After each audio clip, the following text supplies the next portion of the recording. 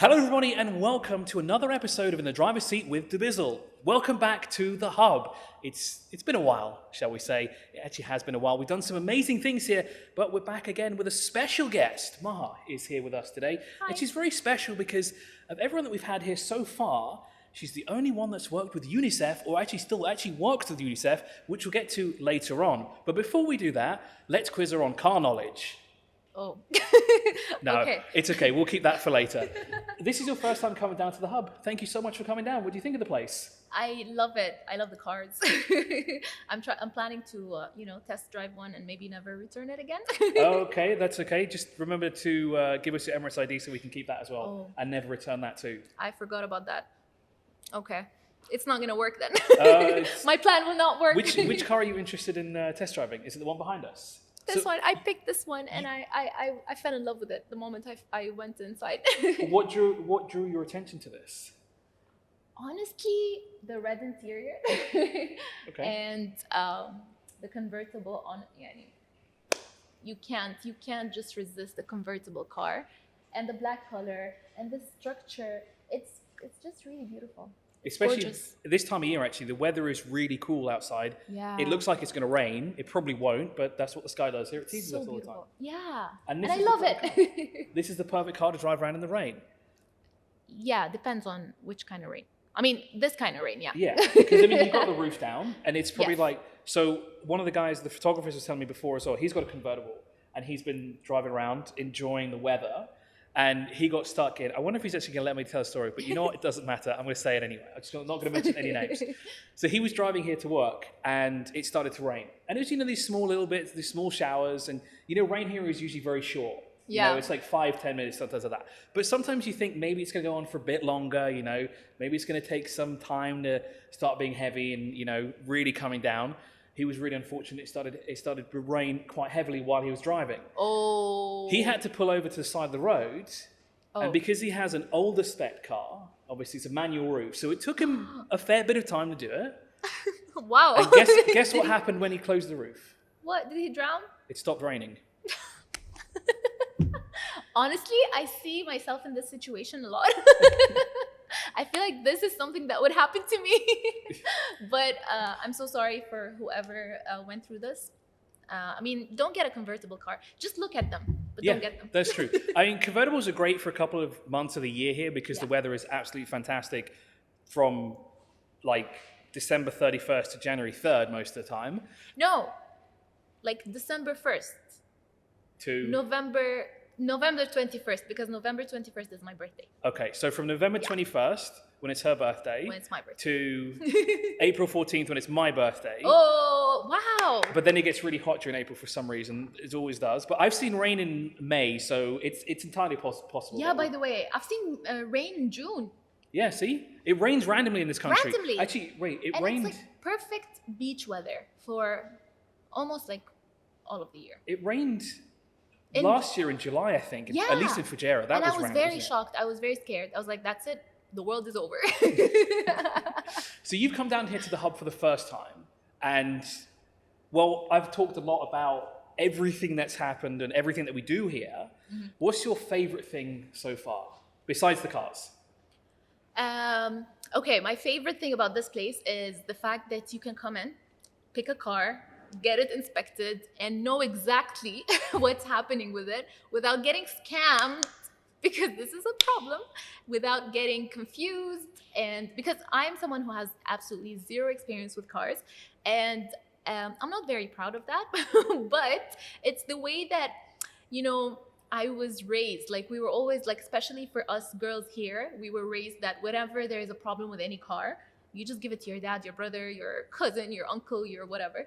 So you never actually get to learn what to do or how to even speak about cars or the terminology of cars. So you can just, whenever you get to an age where you're a big girl and you're gonna buy a car now, it's so hard because I've been struggling with it, and my friends as well. When your dad is busy or they're just okay, fine, we'll do it, maybe. And then he's just gonna ignore us for 6 months, a year. I've been when I got my first car, I was chasing my dad for like a year. I'm like, when are you getting me a car? And then when I wanted to replace my car, I was also chasing. So it would be really nice to have a very trusted place to just go and pick a car and have it, inspected in a very trusted, environment. Because whenever you go to the market, it's just really scary for me. It can be a daunting process for many of us. I mean, I actually have to take someone else with me so that I don't jump on the ball and basically pay the asking price for it, because everything here can be bartered down. It is basically the rule of the country. Everything that is for sale can be bartered down to some other price. I'm one of these people that just says, oh, the car is this much. Oh, here you go. Here's the money. Yeah. For it. And I have a very good friend that will slap me across the back of the head and say, no, you're going to pay less because you're not paying that much money for a car. And this has happened 3 times because I've bought 3 cars. Wow. You never learn. I never learn. I will always pay exactly what the person is asking for. Yeah, sometimes you feel guilty, or like they're asking for this much, and they make you feel like their whole life is going to be ruined if you don't pay this price. It's a story. Everyone has a story to tell. Yeah. And that's what we do here at the Hub. We make things easier, especially, like you said, the inspection side of things. No matter if you're buying or selling a car, always make sure that you have an inspection report readily available for the buyer, and if you're a seller, that you have it as well for the person who will buy the car from you, because an inspection report works in your favor on both sides. If you're looking to buy a car, it gives you the bargaining tool to get the best deal for that car. If you're using it as a seller, you can use it as a bargaining tool to get a better price for that car that you want to sell, because you can point out what you've done to change. If you haven't gone off-roading, you can physically say, according to the report, I've never been off-roading. So an inspection report is very useful. Especially when a lot of cars here are imported from other countries. Oh, yeah. So because you drive an import. Yeah, I drive an import. And is it okay to say that GCC cars are better? Yeah, honestly, it's a very interesting subject. I think we'll probably have to go into this at a later stage. We'll briefly talk about it now, because we could go on forever. I'll go on forever. I'll keep it short here. GCC versus imported cars is a very interesting topic, because a lot of people think import cars are worse, which they're not necessarily. American cars, a lot of people think you have to change a lot of things, including the radiator, the cat, if I'm saying that correctly as well, and a few other things here and there.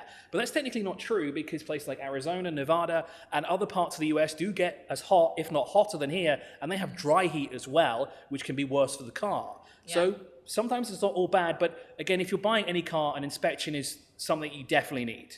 Yeah, you need to get it from a very trusted source, because my car got inspected by, I don't know if it's okay to say it, but it's okay, he will never watch this podcast. My dad's friend.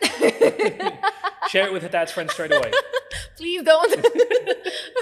So it's a group of men, and it's very subjective. Like, someone would say, oh, it's very good, it's an amazing car. And then someone else would be like, no, it's a horrible car. And then someone else would be like, it's perfect, there's nothing missing. And then I take it to another place where something else gets, needs to be replaced. And then the guy opens and he's like, wait, there's something missing. Why don't you have this thing? And I'm like, but my dad's friend said it's okay. What do you mean there's something missing? What exactly was missing from the car? Was it the engine? No. Okay. I mean, I don't know. The guy made it feel like a very big deal. But I don't want to say it, because if it's a very big deal, I don't want to look stupid. That's fine. If it's a washer, maybe not. It's a gamble. The little tiny discs? I don't know what they are either. The little circular things. No, it wasn't a little circular thing. It was like, okay, I don't want to talk.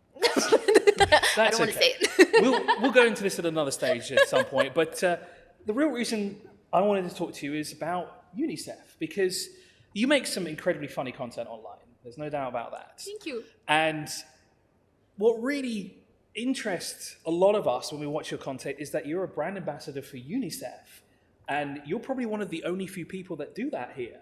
And as I told you before, I have some sort of relation to the UN and UNICEF from when I was very young, because my mother did something similar. But you do it on a very different level, and you got into it in a very unique way as well. Yeah, thank you very much. Well, I got on, UNICEF Sudan reached out to me, and they asked me to be their ambassador. So now I am the Goodwill Ambassador of Sudan, of UNICEF Sudan. And an absolute honor for me. And the way it happened is, so I was telling you that I started it on social media and I started creating comedy videos by absolute coincidence. I'm originally a dentist. Do you know that? It explains why your teeth look so good. Oh my God, thank you. So you can probably tell me afterwards that my teeth are all dead. No, we don't do that. It's a misconception. This is true. Everyone else who's not a dentist says my teeth look bad. I'm aware of that. Thanks for telling me. I'm English. Your teeth are fine. Thanks. I feel happier now. Oh. So I'm a dentist and I worked as a dentist for 2 years. But before I graduated dentistry, I posted a video for my friends and it went viral. And it was a funny video. So everyone was like sharing it and commenting, and like it kind of went viral and people started asking for more videos, and it made me think, okay, maybe I can post and you know, just make more videos. So that's how I started, and I got into social media. And Instagram was not even big back then. It was 2016. It was like I started on Facebook and then YouTube and then Instagram. So I started because I'm half Sudanese, half Iraqi. My mom is Iraqi, my dad is Sudanese, and I'm very connected to the Sudanese culture because it's very misrepresented in media, and we don't see Sudanese characters online, so or on TV, and it's misrepresented when we see it. And I love like watching like TV and media. I feel like all of our knowledge and culture comes from media and TV. Like that's how you portray a country. So I decided to make my own representation of Sudan, and I started posting a lot of videos and creating characters, comedy characters about Sudanese women. And I created, the last thing that happened, not the last thing, I mean, like the reason I got selected by UNICEF was because of my music video. It was a love letter to Sudan, where I wanted to showcase, it was a part of a program, a YouTube program to create for change. So I wanted to showcase Sudan in a different way through my eyes. Mm-hmm. So I went to all of the beautiful places in Sudan, and I wanted to create like a, you know, a journey where you can watch it and just get introduced to the culture. And the song was very catchy, and it got very successful. Actually, it was very impactful. It was also presented in United Nations International Day of Tolerance. Wow. It was amazing. That must be an incredible feeling to have your work shown in front of everyone, essentially. I mean... Yeah, it was so great because I saw kids in school. I would see videos of children at school, and they were singing my song and like using it to represent Sudan. And it was incredible because I never thought, when I created it, I was talking to the team that was with me, and I'm like, yeah, it's just gonna get a few views. I'm just doing this for myself. And then it got very successful. I'm like, oh my God, thank you. And then that's how I started my journey with UNICEF Sudan. Well, it's an incredible story. You were really an inspirational figure, not just a content creator, for sure. Thank you. So before we go, let's talk about dubizzle. Yes. Because we talked a bit about before, and you said that you used it, but it's very complicated.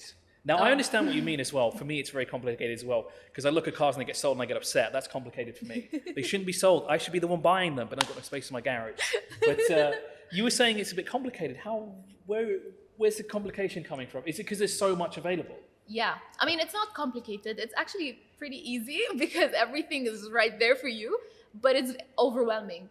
Someone like me, it's really hard for me to make decisions. So when I see a lot of choices and a lot of like prices and a lot of colors and cars and people who are telling me this car is amazing, my car is the best car, it's just really overwhelming to pick a car. So that's the reason why I never I always like, whenever I want to buy a car or buy anything, my first choice is dubizzle. So I go into dubizzle and I'm like, okay, overwhelmed with like all of the options, and then I just leave it, and then I go to my dad's friend. It's much easier when you have a friend who's in the industry. It's honestly, it's a lot easier. I do it from time to time. It's the way I got my car. I was asked, where was it? I was at an event somewhere, and someone's like, hey, we have that car for you. Either you come buy it or we'll sell it to somebody else. So I had to go. Yeah, I know this feeling. My dad's friend did it. I don't have a dad who has a friend who can do this for me, though. So I have to be in the right place at the right time. For me, that is. But I don't recommend buying stuff from your dad's friend. Why? Because they're just, I recommend going to a trusted place like dubizzle and thanks. getting it inspected by professionals. Yeah, then you don't have things missing in your car without knowing. I want to find out what's missing from this car. This can I borrow your car podcast key? should never reach my dad or his friend. We would just have very long blanks, and it would just be us two talking. It'd just be beep the whole time. So as if we're saying bad things, but we're really not. We're talking about things that may or may not be missing from your engine bay. Maybe that's why the check engine light is on. You have to check if the engine's actually there. It might not be there.